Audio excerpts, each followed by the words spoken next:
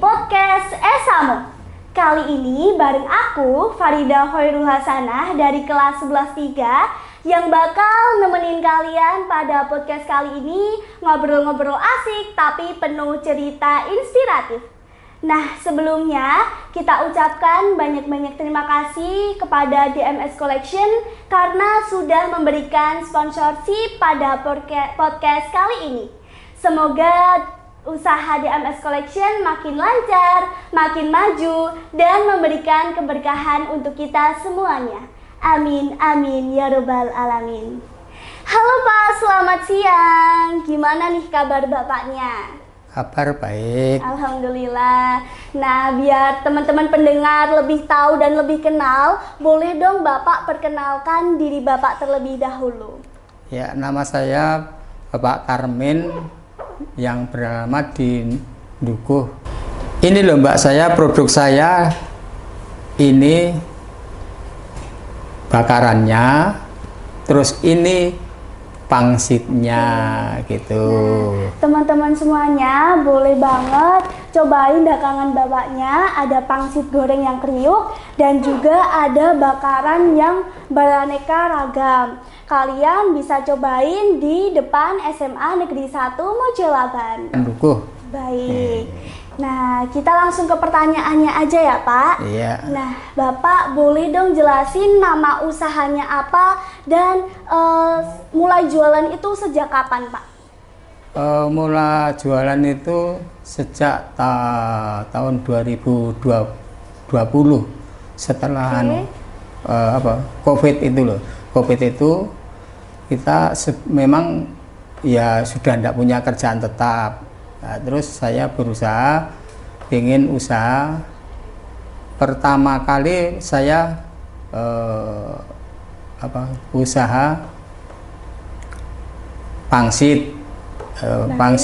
Pangsit ayam itu, terus berhubung pangsit ayam agak kurang laku, terus saya tambahi bakso ikan, sosis bakar, terus fishball. Itu terus berjalan sampai sekarang ya. Gitu. Nah, untuk lokasinya sendiri itu di mana sih Pak? Kalau dulu awal-awal saya muter Okay. Berjalannya waktu kita terus itu tenaga sudah tidak seberapa kuat, terus itu ada lokasi di depan SMA 1 Mojolaban. Itu terus sampai sekarang. Nah, untuk biasanya itu bukanya jam berapa dan tutupnya itu jam berapa Pak? Kalau bukanya saya bukanya setengah 8 sampai sini, terus sampai selesainya habisnya jam berapa saya ya. Sampai habis. Sampai habis. Ya. Gitu. Nah, untuk rata-rata penjualan setiap harinya itu berapa Pak? Kalau dulu awal-awal tuh lumayan rame ya. Iya. Lumayan rame ya, kurang lebih dulu tuh kalau baksonya saja 200 untuk tuh bisa.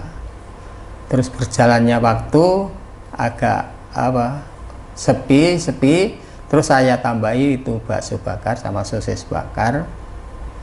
Oke. Nah, untuk menu best seller atau yang paling laris itu apa sih Pak?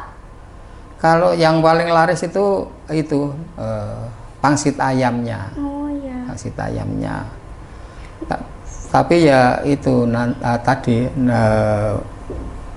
ya orang jualan kan ada sepinya, ada ramenya gitu.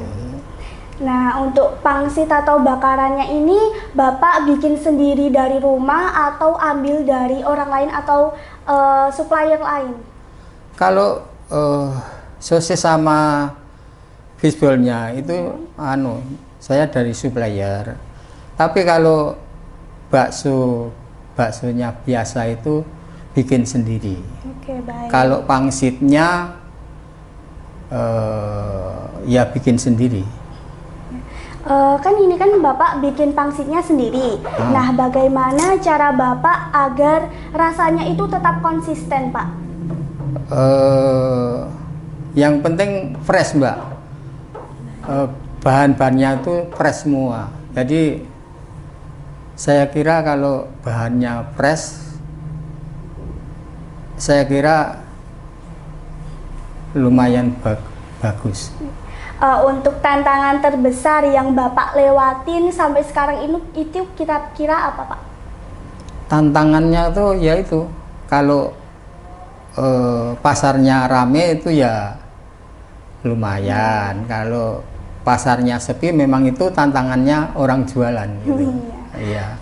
Kira-kira untuk target pembelian Bapak itu kan di lokasinya di depan SMA Negeri 1 Mojolaban. Tentu saja target pasarnya itu siswa SMA Negeri 1 Mojolaban. Nah, selain siswa-siswa di sini tuh target penjualan Bapak kepada siapa aja, Pak?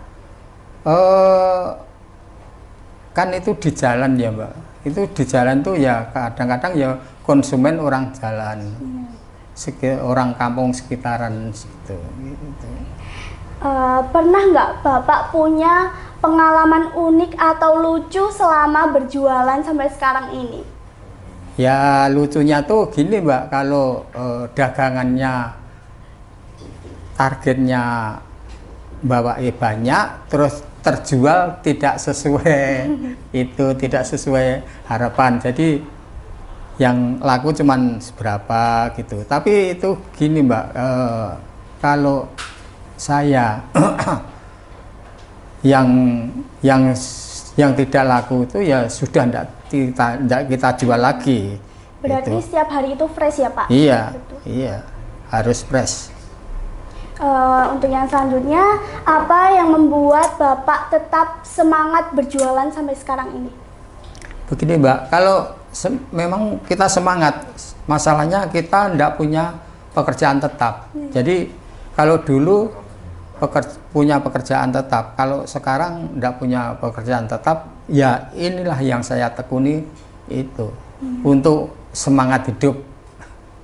Menurut Bapak itu kunci sukses dalam usaha kecil-kecilan seperti ini tuh apa, Pak? Ya harus tekun, Mbak. Kita tekun, sabar, itu tekun, sabar. Jadi tidak memenuhi target ya harus, memang resikonya orang jualan ya gitu. Berarti harus tetap konsisten ya, Pak? Iya. Oke, untuk harapan Bapak sendiri untuk usaha bakaran ini tuh ke depannya apa, Pak? Ya kedepannya kalau saya menunya saya tambah. Jadi sebagian saya kurangi, sebagian saya tambah. Baik. Ada tambahan gitu. Untuk yang terakhir, boleh dong Bapak kasih pesan atau motivasi buat teman-teman pendengar semuanya, mungkin yang mau memulai usaha kecil-kecilan biar lebih semangat untuk melangkah lebih lanjut lagi. Ya, pesan saya sama anak-anak muda terutama dan yang belum bekerja tetap, ya kita pesan saja, anak-anak muda ya harus telaten, punya kreasi kreatif dan punya ketekunan. Jadi kalau pekerjaan itu kalau ditekuni mungkin harus bisa sukses kalau anak-anak muda. Seperti itu. Makasih ya Pak buat sharing-sharing hari ini. Semoga usaha Bapak bisa lebih maju lagi, amin, lebih sukses, amin, dan lebih dipercaya banyak orang. Amin. Dan buat teman-teman semuanya, jangan takut buat memulai sesuatu karena usaha besar dimulai dari langkah kecil. Dan semoga obrolan kali ini bisa membuka wawasan teman-teman semuanya sekaligus memotivasi. Nah, baik, mungkin itu saja podcast pada hari ini. Jangan lupa tinggalin like, comment, and subscribe pada YouTube Esamo Mojolaban. Dan jangan lupa pencet tombol loncengnya ya teman-teman, biar nggak ketinggalan video-video yang asik dan menarik yang lainnya. Di sini saya Farida Khairul dari kelas 11 3 pamit undur diri. Dadah. Awalnya podcast, akhirnya sukses. Wassalamualaikum warahmatullahi wabarakatuh. Agapati Luar biasa istimewa.